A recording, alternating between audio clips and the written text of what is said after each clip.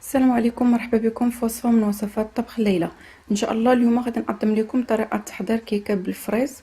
غادي نخليكم مع المقادير وطريقه التحضير.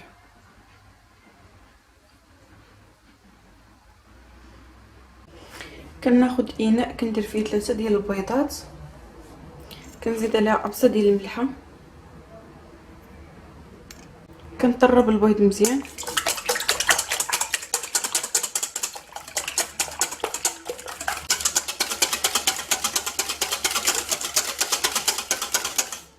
كيولي بحال هكا. كنزيد على هذا الخليط ديال البيض كنزيد عليه 3 المعالق كبار ديال كونفيتير الفريز،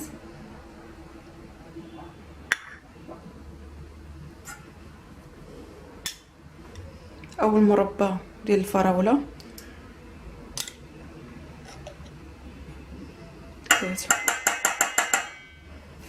كنخلط مزيان.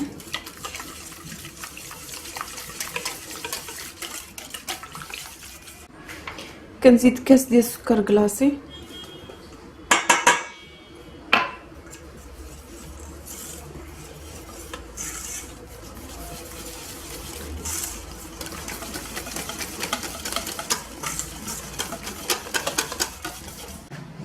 كنزيد كاس ديال الزيت، كنطرب مزيان.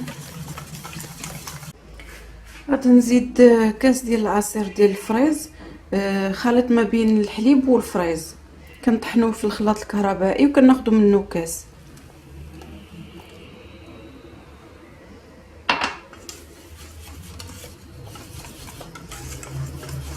ممكن ديروا اي فاكهه متوفره عندكم في الدار، ماشي بالضروره الفريز. غادا نزيد فاني 7 غرام ديال الفاني،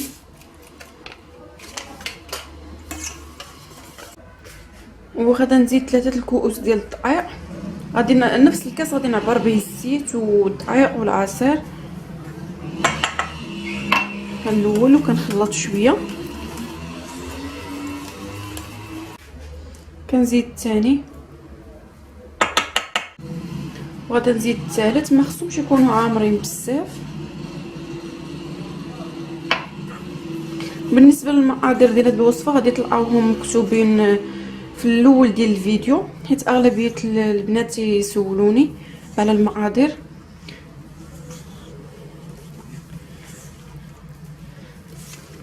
نخلط مزيان.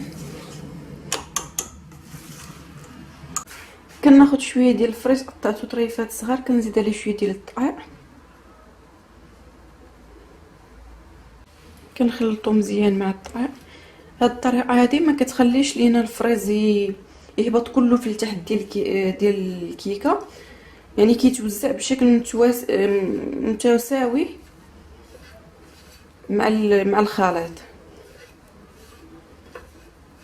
غادي نخليه مزيان في هاد الدقيق.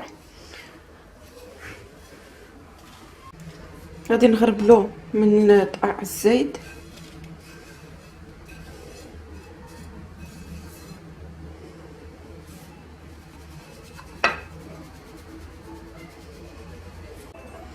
وغادي نزيدو على الخليط ديال الكيك.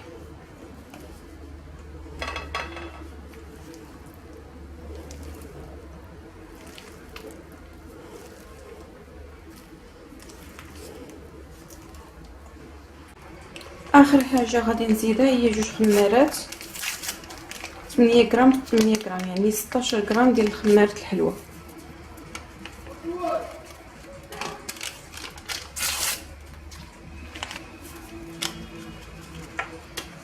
غادي نخلطها مزيان.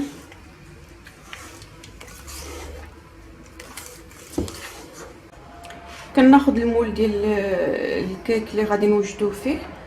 انا خديت هنا ديال السيليكون، دهنته غير شويه بالزيت. ممكن انكم ما تدهنوش كاع، ولكن الا كان عندكم ديال الالومنيوم من الاحسن تدهنوه بالزبده او الزيت وترشوه بالدقيق. غادي نخوي الخليط ديالنا،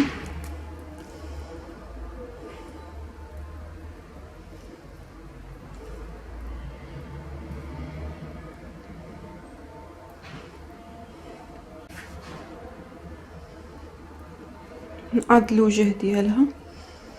وغادي ندخلها للفران. ما كيحتاجش انني نسخن الفران غير بارد، تقريبا واحد 40 دقيقه. من بعد 4 دقائق كنقلبوها واش طابت. من بعد ما طابت الكيكه ديالنا زينتها بالسكر كلاصي وحطيت الفريزه من فوقها، والتزيين كيبقى على حسب الذوق. كنتمنى هاد الكيكه ديال اليوم تنال اعجابكم وبصحه والراحه. وما تنساوش ابوناو في قناه طبخ ليلى باش يوصلكم دائما الجديد. تلاقاو ان شاء الله في فيديو اخر.